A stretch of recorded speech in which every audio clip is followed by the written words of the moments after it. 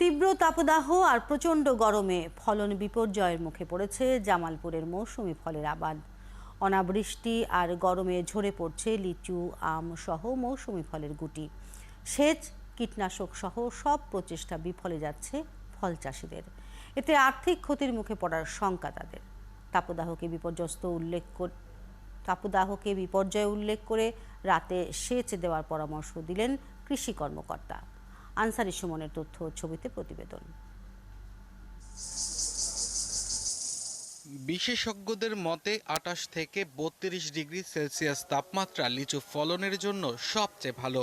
কিন্তু জামালপুরে প্রতিদিনের তাপমাত্রা থাকছে ৩৯ থেকে ৪১ ডিগ্রি সেলসিয়াসের ভেতর। এতে গাছেই নষ্ট হচ্ছে লিচু।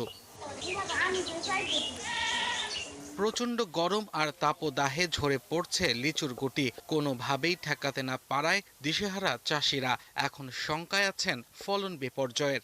বিকাশে কম খরচে ক্যাশ আউটের লিমিট বেড়ে ৫০,০০০, প্রিয় এজেন্টও ২টা। প্রচুর পরিমাণ লিচু হয়েছিল, এবার ওই দিন আর গরম কারণে মানে একটা লিচু থাকতেছে না। আমরা তো লিচুর গাছে বিষ ওষুধ দিতেছি, গাছের গোড়ায় পানিও দিতেছি, কিন্তু আমাদের লিচু হানাও আটকিতেছে না। সদর উপজেলা শ্রীরামপুর, রাঙামাটিয়া, গোদাশিমলা সহ আশপাশের প্রতিটি বাড়িতেই লিচু গাছ রয়েছে। সেখানেও প্রচণ্ড গরম আর খরায় ঝরে পড়ছে লিচুর গুটি। এবারে খরানে লিচু, চায়না থ্রি লিচু সব জুড়ে গেছে, আর দেশি লিচুও জুটতেছে। আমার বয়স হয়েছে এই পর্যন্ত, এবার গরম দেখি না, খুব গরম, খুব রোদ, কিন্তু আল্লাহ ফসলে কিনা আঁকবো কিনা আল্লাহ জানে। চাষিদের অভিযোগ, পরামর্শের জন্য কৃষি কর্মকর্তাদেরও পাশে পাচ্ছেন না তারা।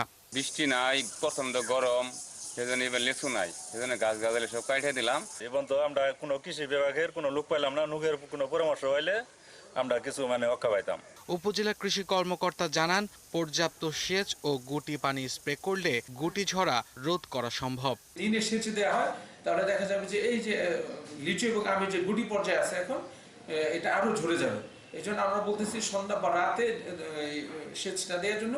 এটা অবশ্যই গাছের গোড়ায় রিং পদ্ধতিতে হতে পারে। চলতি মৌসুমে জামালপুর সদর উপজেলায় ১৬০ হেক্টর সহ জেলায় এবার লিচুর চাষ হয়েছে ৩০০ হেক্টর জমিতে। আব্দুল্লাল মামুন, ৭১।